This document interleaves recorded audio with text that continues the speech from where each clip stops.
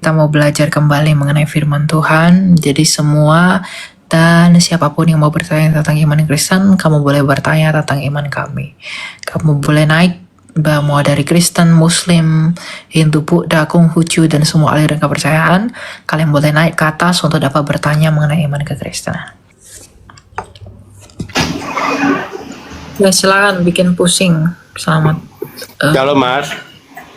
Ya silakan. Mau tanya apa Pak?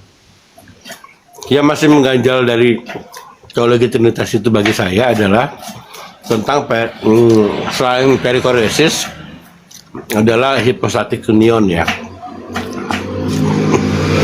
Nah, hypostatic union itu kapankah Yesua itu memiliki kesadaran bahwa dirinya Allah dan dirinya manusia? Kapan dia memiliki kesadaran itu? Kalau dia memiliki kesadaran tentang keduanya, maka ada satu saat dia menggunakan mode kealahannya dan mode kemanusiaannya. Bisa jelasin nggak? Kapan Tuhan Yesus dia sadar tentang kemanusiaannya? Ya ketika dia berinkarnasi menjadi manusia. Dia benar-benar di dalam kitab Ibrani dikatakan, imam besar kita bukanlah imam besar yang tidak turut merasakan kelemahan-kelemahan kita, tapi ia malah jadi sama seperti kita, hanya saja dia tidak berdosa. Jadi hypostatic union yang ada dalam Kristus itu, kita tidak tahu pada saat kapan dia sadar sebagai manusia, pada saat kapan dia sadar sebagai ilahi, kita tidak tahu itu. Tapi kita percaya dan beriman di dalam satu pribadi Kristus yang adalah firman Allah itu, dia punya dua natur. Makanya kita percaya dui kodrat Yesus Kristus. Dia punya natur ilahi dan dia punya natur manusia. Begitu. Dan natur ilahinya itu yang berkuasa menyelamatkan kita, dan natur ilahinya itu berkuasa menyelamatkan kita melalui natur kemanusiaannya itu. Gitu. Jadi keilahiannya lah yang menyelamatkan kita melalui kodratnya yang manusia itu. Gitu. Oke, bukankah dengan begitu ada potensi di mana Yesua melakukan sebuah penipuan bahwa ketika dia sakit ternyata dia tidak benar-benar sakit karena dia sedang menggunakan mode ilahinya. Oh, enggak ada dia penipuan. Lapar, dia tidak benar-benar lapar karena dia sedang menggunakan. Enggak ada perkataan dia lapar, dia tidak benar-benar lapar. Dia lapar karena kodrat yang satu, karena kodrat yang menyatu di dalam pribadinya dia. Dia bukan sedang mengambil bayangan, tapi benar-benar kodrat itu ada di dalam dia. Jadi ketika dia lapar, ya dia memang lapar, tapi yang lapar itu ya kemanusiaannya. Jadi bukan berarti dia kodrat ilahi, lalu dia bilang dia lapar, padahal kodrat ilahi nggak bisa lapar, lalu berpura-pura lapar. Itu sesat berpikir namanya. Jadi ketika Tuhan Yesus bilang dia lapar, ya dia memang benar-benar lapar karena kodrat manusia yang ada di dalam dia itu. Yang lapar kan kodrat manusia, kodrat ilahi mana bisa lapar. Tapi kemudian ketika Tuhan Yesus membangkitkan orang mati, ya, kemudian bermukjizat, ya itu kodrat keilahiannya dia, bukan kemanusiaan. Tapi Elia nggak mampu menjelaskan bahwa kapan dia sadar. Dia memang nggak tahu. Dia memang nggak tahu. Kita nggak tahu. Ya pokoknya ketika dia melakukan ekspresi manusiawi seperti lapar, menangislah Yesus dan lain sebagainya, itu ekspresi manusia. Lalu kemudian ketika dikatakan dia membangkitkan orang mati, mana ada manusia bisa membangkitkan orang mati? Ya, jadi itu bisa dikenali melalui apa? Melalui mukjizat yang dia lakukan. Tapi dalam kesehariannya ya tidak ada yang tahu. Tapi dari apa yang disaksikan oleh kitab suci kita bisa tahu nggak? Bisa tahu. Ketika dikatakan maka laparlah Yesus, ya itu tidak mungkin ilahinya bisa lapar. Sama seperti perkataan Insan Mukuginta. Premis kecil, Allah tidak makan. Premis minor, Allah itu tidak lapar. Premis mayor, Yesus lapar. Maka kesimpulan Yesus bukan Allah.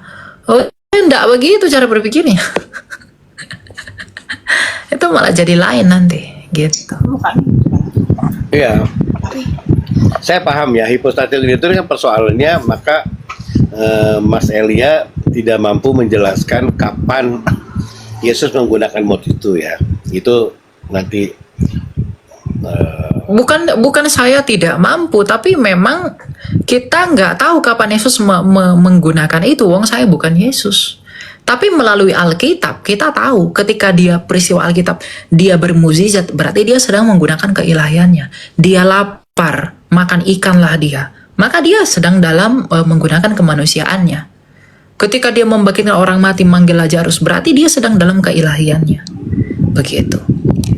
Ya saya nggak tahu. Saya yang tahu hanya sebatas apa yang konsekuensi psikologisnya adalah, bukankah dengan begitu dia bisa saja menggunakan motivasi ilahinya ketika dia merasakan sakit?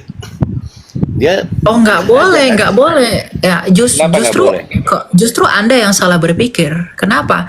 Nggak mungkin Yesus itu mengatakan dia lapar kalau dia dalam keilahiannya. No, bukan salah. Waktu dia sakit, dia dicambuk, waktu dia disalib, bukankah dia mampu, kalau memang dia mau, bukankah dia mampu menggunakan mots ilahinya sehingga dia tidak merasakan kesakitan? Betul, dia memang mampu. Bahkan dia berkata begitu kepada Petrus. Emang kamu pikir saya nggak bisa memanggil malaikatku untuk menolong aku? Dia memang mampu, tapi kan dia nggak mau. Dia mau menanggung penderitaan itu agar dengan jalan itu ia taat kepada Bapaknya untuk menggenapi nubuatan Nabi Yesaya dalam Yesaya 53. Penyakit kitalah yang ditanggungnya. Jadi kalau dia memang mau menanggung penyakit kami yang adalah penderitaan itu, ya dia harus memang benar-benar merasakan itu. Jadi ketika dia menderita di kayu salib lalu berseru Eli Eli lama sabachthani dan lain sebagainya, dia tidak berpura-pura. Karena sebelumnya dia udah bilang ke Petrus, aku bisa menyelamatkan diriku, tapi aku tidak mau. Aku rela merasakan itu. Demi apa? Demi kasihnya itu. Baik, secara logika, bukankah hipostatik non itu mengecilkan peran Roh Kudus? Karena saya lihat Roh Kudus adalah 100% ilahi, 100% manusia. Lalu Roh Kudusnya di mana, Mas Elia? Loh enggak, itu tidak mengecilkan. Karena karya Allah nyatakan melalui firman-Nya. Inkarnasinya Yesus kan itu berkaitan dengan apa yang mau Allah lakukan itu. Dan Roh Kudus memampukan Kristus. Sama seperti saya melakukan segala sesuatu itu oleh firman saya.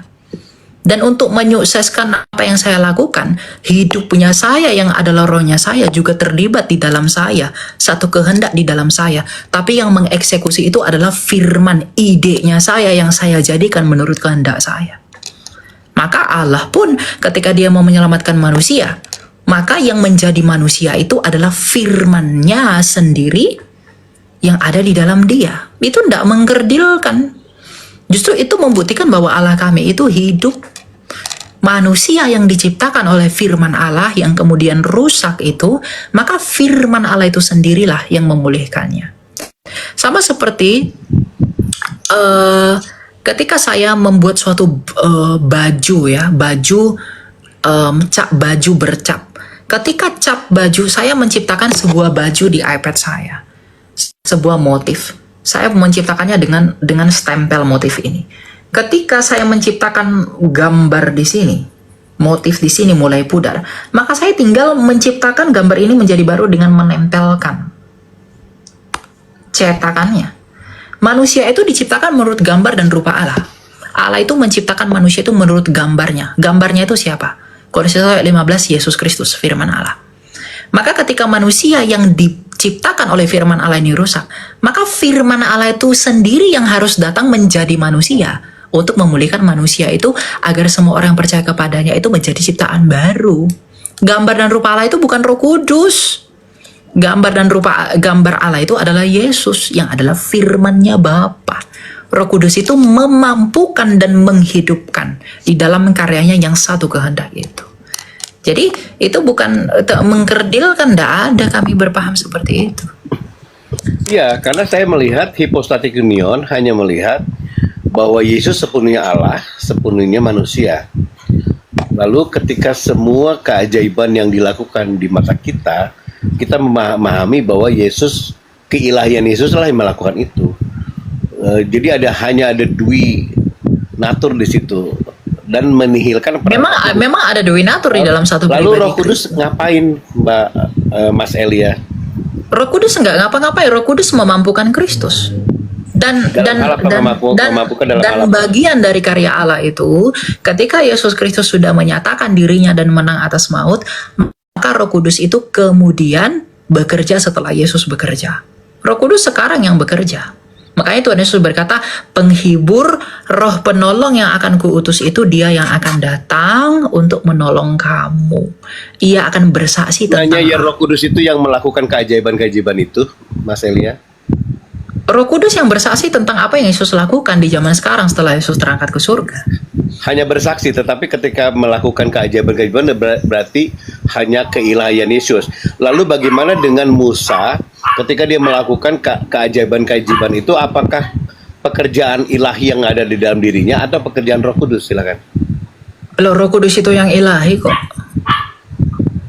Bahkan Ya, ketika perannya penciptaan, apa? bahkan ketika penciptaan pun semua dari Tritunggal itu bekerja.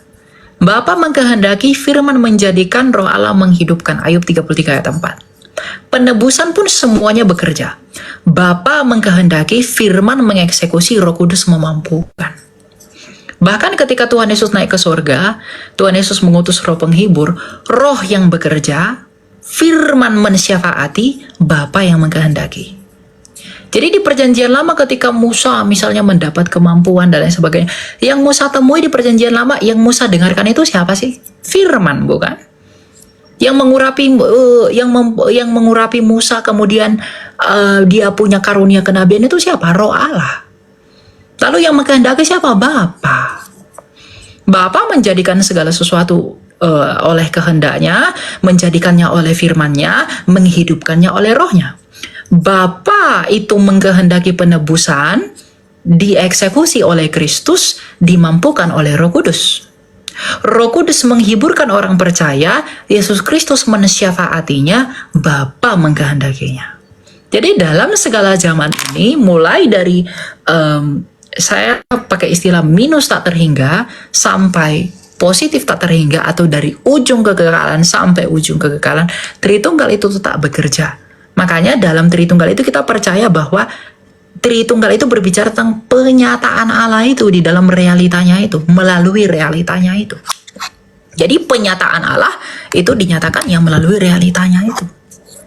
Dan sekarang Roh Kudus bekerja, dan Roh Kudus bekerja, kan Tuhan Yesus berkata, aku menyertai kamu senantiasa. Bagaimana Tuhan Yesus menyertai kita? Penulis surat Ibrani berkata, Ia mensyafaati kita. Dan bagaimana penyertaannya itu dinyatakan melalui syafaat Kristus? Dengan Roh Kudus yang ada di dunia yang bekerja sampai hari ini. Dan itu dikehendaki oleh Bapa. Baik, maka Gitu ya. Hypostatic Union 100% atau 100% Allah, 100% manusia, itu kan Enggak, jangan gunakan istilah 100%. Istilahnya istilah yang paling tepat apa?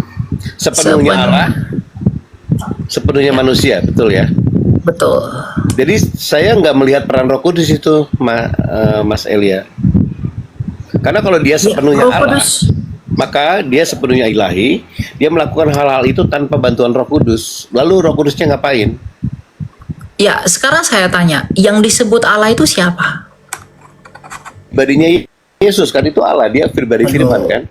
Yang disebut Allah itu siapa? Ketika Yesus dikatakan punya kodrat kemanusiaan dan punya kodrat keilahian, yang disebut Allah itu siapa? Allah kan itu Bapa sebagai sumber. Bapa yang Dia memiliki, lalu mengambil kodrat manusia. enggak, jawab dulu. Bapa yang memiliki apa?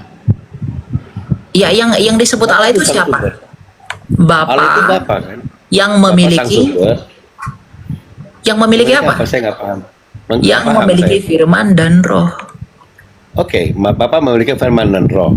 Ya. Saya cuma melihat bahwa ketika Yesus dalam hypostatic union, Yesus adalah sepenuhnya Allah, sepenuhnya manusia. Saya tidak melihat peran Roh Kudus itu. Ya karena persoalannya. bukan Roh Kudus yang mengambil kodrat, Tapi Roh Kudus yang membentuk hipostatik union itu di dalam kandungan Maria. Makanya dikatakan Yesus itu dikandung dari Roh Kudus, bukan perkawinan manusia. Jadi peran Roh Kudus hanya sampai di situ saja ya. Iya, sampai sekarang dia berperan. Tapi ketika No, dalam firman Allah itu menjadi dalam manusia, pekerjaan Yesua ini Roh Kudus perannya apa? ia memampukan Kristus, menolong Kristus. Hanya itu, memampukan Ya menolong. iya, karena itu datang dari Bapa, kan sumbernya satu, yaitu Bapa. Semua kehendak itu, kehendak Roh Kudus dan kehendak Bapa itu kehendak Roh Kudus dan kehendak Kristus itu satu di dalam Bapa. Jadi apa yang dilakukan oleh Kristus itu adalah kehendak Bapa, yang dengan demikian pasti kehendak dari Roh. Maka ketika Tuhan Yesus itu, firman Allah itu berinkarnasi, yang membentuk kodrat itu kemudian menjadi satu pribadi, itu kan pekerjaan Roh Kudus yang membentuk hipostatik union di dalam satu pribadi Yesus Kristus itu. Nah, Jadi ketika Petrus, jangan ya. framing bahwa hanya sampai di situ, enggak. Bahkan ketika Enggak. Yesus Aku nggak sudah framing naik apapun dan ya. terangkat ke Aku cuma surga. bertanya Mas Elia tentang peran Roh Kudus. Nah, ketika Yesua terangkat ke surga, lalu dia Petrus melakukan banyak hal ajaib. Yang melakukan itu apakah dia hipostatik union juga? Atau siapa yang melakukan hal-hal ajaib? Itu dilakukan oleh semuanya. Bapa itu mengkehendakinya. Ketika kan Tuhan Yesus sebelum naik terangkat ke surga, dia kan berjanji bahwa dia menyertai para murid sampai pada akhir zaman. Bagaimana cara Yesus menyertai para murid? Dengan menasyafaatinya. Bagaimana Roh Kudus menyertainya? Dengan memberikan karunia roh, yaitu bahasa lidah pada mereka untuk kemampuan mereka menginjili. Jadi Roh Kudus membuktikan penyertaan Roh Kudus kepada para rasul dengan karunia-karunia roh. Yesus membuktikan penyertaannya melalui syafaatnya sebagai Imam Besar Agung yang Maha Tinggi. Bapa juga membuktikan penyertaannya dengan mengkehendaki semuanya yang dilakukan oleh firman dan roh itu. Jadi tidak ada yang jadi kosong, tuh tidak ada. Saya melihat fungsi Roh Kudus jauh lebih besar ketika dia menyertai murid-muridnya. Tetapi saya nggak melihat Roh Kudus ketika dia menyertai Yesus. Gitu. Maksud saya gitu, Mas Elia. Ya, karena kan Roh Kudus memang keluar dari Bapa untuk kemudian menyatakan kembali apa yang Kristus lakukan. Maka karena Hanya Kristus keluar dari Bapa, Mas Elia. maka ia Hanya keluar dari menyatakan Bapa. dengan rupa-rupa dan karunia-karunia roh. Ya itu tidak masalah. Bukankah Yohanes 37 menatakan bahwa Yesus pun mengutus Roh Kudusnya kepada mereka sehingga mereka berhak mengampuni dosa. Roh Kudus yang sama. Siapa yang mengampuni dosa? Ya, ketika Yesus mengutus Roh Kudusnya kepada murid-murid, bahwa ketika Yesus mengutus Roh Kudusnya, maka murid-murid menyatakan Yesus menyatakan bahwa murid-murid boleh mengampuni dosa ketika dosa itu. Itu Yohanes berapa? Yohanes 20. Yohanes 20 ayat. Kalau nggak salah 37 ya, kalau nggak salah.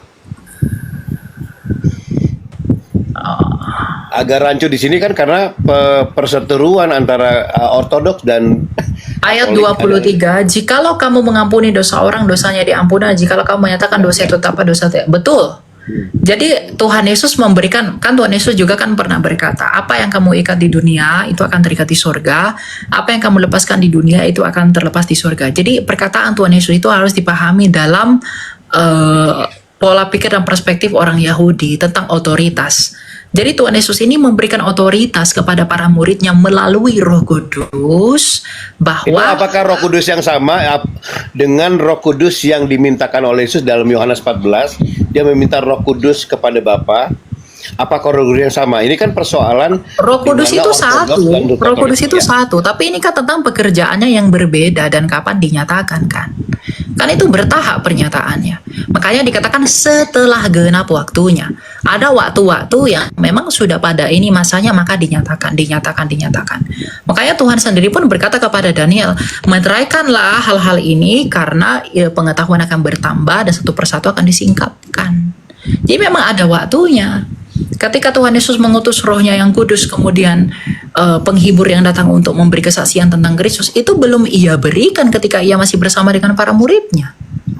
Tapi ketika ia sudah pergi meninggalkan muridnya dalam artian kemanusiaannya tidak lagi tampak di bumi ini, tapi ya udah kembali kepada Bapaknya, maka Roh Kudus itu menampakkan pekerjaan itu kembali melalui rupa-rupa dan karunia-karunia Roh itu. Gitu. Bukankah ini warisan persoalan yang dialami Ortodok dan Katolik, bahwa Katolik merasa bahwa Roh Kudus itu diutus baik oleh Bapa juga oleh Yesus Kristus, sementara Ortodoks mengatakan bahwa Roh Kudus itu hanya diutus oleh Bapa. Yang mana yang benar, Mas? Nggak ada Katolik dan Ortodoks berperang karena masalah pengutusan. Skisma kan dimulai dari situ.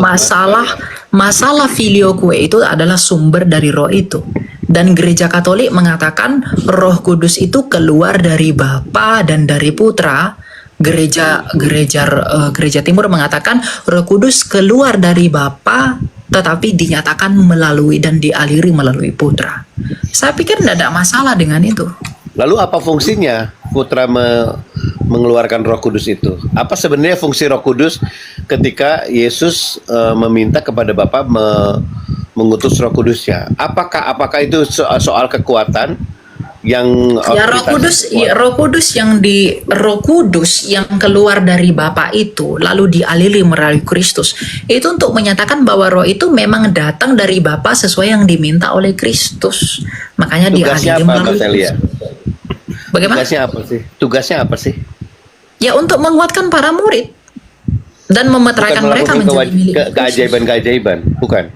Ya apapun itu, apa yang dikehendaki oleh Roh itu bukan hanya keajaiban. Mereka tetap berjuang di dalam iman mereka kepada Kristus bahkan menjadi martir, itu pekerjaan Roh Kudus yang mempertahankan mereka. Menguatkan mereka di tengah penganiayaan gereja. Jika soal keajaiban, bukankah Roh Kudus juga bekerja melalui Yesus dalam soal keajaiban-keajaiban itu? Makanya saya katakan dalam segala hal yang dilakukan oleh oknum Allah Tritunggal, itu semuanya bekerja. Hanya saja dinyatakan melalui realita tertentu. Misalnya mengenai mukjizat, Tuhan Yesus menghidupkan orang mati. Apakah hanya realita firman yang melakukan itu? Enggak. Roh Kudus juga melakukan itu di dalam Kristus. Bapa juga melakukan itu di dalam Kristus. Hanya saja dinyatakan melalui Kristus. Sama seperti, apakah yang menyelamatkan manusia itu hanya firman Allah? Bukan. Bapa menyelamatkan manusia. Roh Kudus juga menyelamatkan manusia. Firman Allah juga menyelamatkan manusia. Hanya saja dinyatakan melalui firman itu. Apakah hanya Bapa yang mengurapi, apakah hanya Roh Kudus yang mengurapi para nabi? Bukan. Bapa juga mengurapi. Firman juga mengurapi, hanya saja dinyatakan melalui realita dari Roh itu. Dalam segala hal Allah Tritunggal itu bekerja, hanya saja berbeda penyataannya. Tadi kan saya udah jelaskan, Bapa menyatakan dalam hal apa, Firman menyatakan dalam hal apa, Roh Kudus menyatakan dalam hal apa. Gitu ya. Saya masih banyak yang ada di bawah. Terima kasih Mas Elia, saya turun ya. Terima kasih. Gitu.